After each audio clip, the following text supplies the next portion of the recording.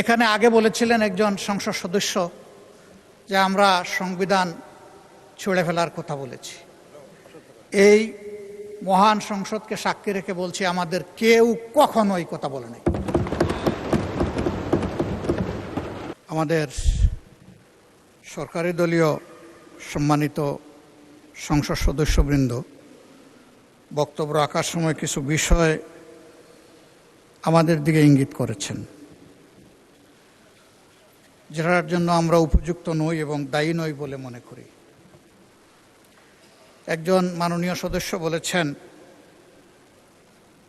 Mob culture সৃষ্টি করার অতীত ইতিহাস আমাদের আছে এবং এখনো করতে চাই। যদি এটা আমি শুনে থাকি আর এটাই সঠিক তিনি বলে থাকেন, আমি বেদনার সাথে তার তীব্র প্রতিবাদ করছি।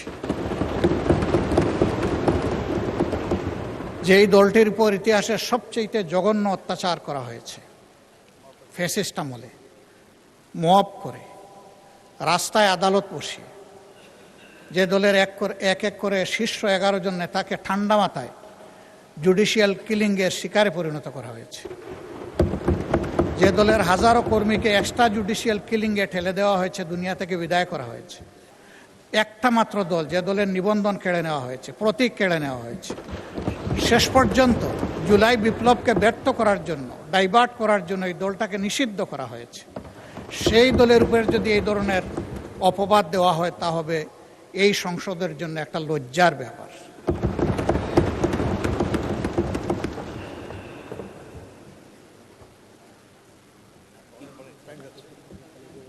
মাননীয় স্পিকার, আমার 3 মিনিট চলে গেছে, আপনার দিকে খেয়াল করতে 3 সেকেন্ড, এই টাইম পাবো ইনশাল্লাহ। এখানে আগে বলেছিলেন একজন সংসদ সদস্য যে আমরা সংবিধান ছুঁড়ে ফেলার কথা বলেছি। এই মহান সংসদকে সাক্ষী রেখে বলছি, আমাদের কেউ কখনো এই কথা বলে নাই।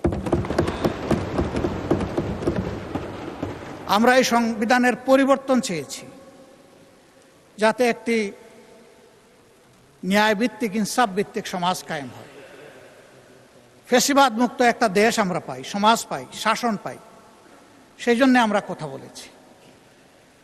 বরঞ্চ যারা বলেছেন তাদের অনেকেই দফায় দফায় এই কথাগুলো বলেছেন। একজন সম্মানিত সদস্য আজকেও বলেছে, আমরা কিন্তু কখনো বলিনি আমরা সংবিধান বিরোধী নই।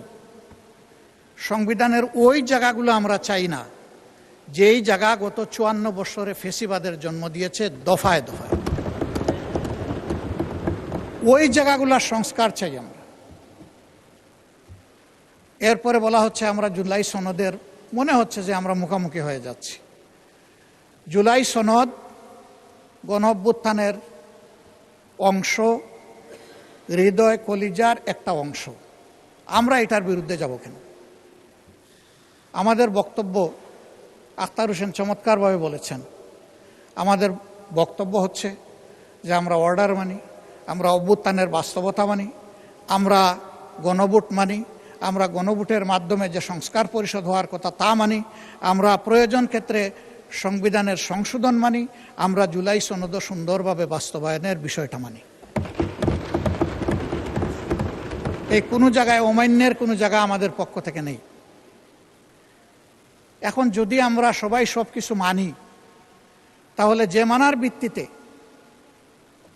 আমরা 12 ফেব্রুয়ারির 2টো নির্বাচন করলাম, এর আগে তো আমরা কেউ বলি নাই যে আমরা সংসদ নির্বাচন মানি না অথবা আমরা গণভোট মানি না।